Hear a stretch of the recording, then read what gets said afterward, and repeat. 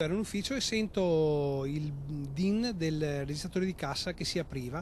Vengo in negozio a controllare e vedo un ragazzo, perché avrà avuto sui 25 anni, 1,85 m, muscoloso, che diciamo era dietro la cassa con il cassetto aperto. Lui mi ha aggredito, là c'è stata una colluttazione, il che io a un certo punto ero riuscito anche a fermarlo. Un colpo in pieno giorno alle 9, orario di apertura del negozio Domori di Spinea, quando all'interno c'è solo uno dei due titolari, Mario Cacco. Il malvivente è uno straniero, alto, grosso e agile. Mario Cacco, anni di karatè sulle spalle, reagisce. Prima intima al ladro di andarsene, poi aggredito reagisce. Blocca con la forza della disperazione il giovane di colore sui 25 anni, poi si allontana qualche istante per chiamare i carabinieri. Attimi che bastano al ladro per fuggire dalla porta sul retro del negozio e allontanarsi inseguito per pochi metri dall'uomo.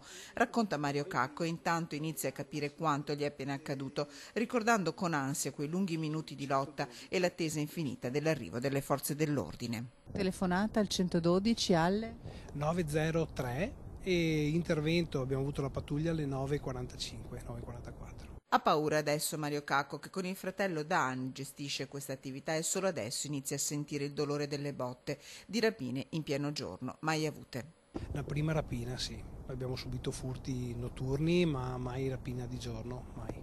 Un italiano parlato a stento, racconta Mario Cacco, quello del ladro, che forse ha agito per disperazione, ma ha dimostrato di conoscere bene il negozio. Ai carabinieri ha sporto denuncia, ma neppure l'assicurazione lo ripagherà, perché il furto ammonta a 200 euro e la franchigia parte da 1.000. Resta la paura. Io devo aver proprio avuto una reazione di paura, la mia probabilmente adrenalinica, e che mi ha portato alla reazione a lui, perché mi sono visto poi aggredire, perché trovandolo con le mani diciamo sul registratore di cassa, io comunque ho così reagito.